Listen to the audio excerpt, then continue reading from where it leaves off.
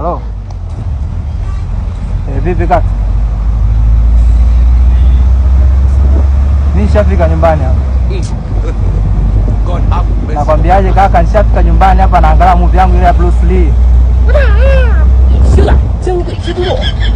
Nishafika nyumbani hapa naangalia movie ya Bruce Lee. Kwa sababu mimi nimekwambia nafika mapema sana. Mimi nishafika nyumbani hapa. Nyumbani mimi nishafika hapa.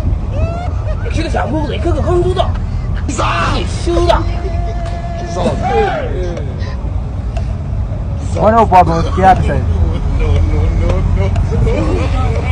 Nyumbani mimi nishafika kaka. Mimi naangalia movie yangu ile ya Bruce Lee ya jana.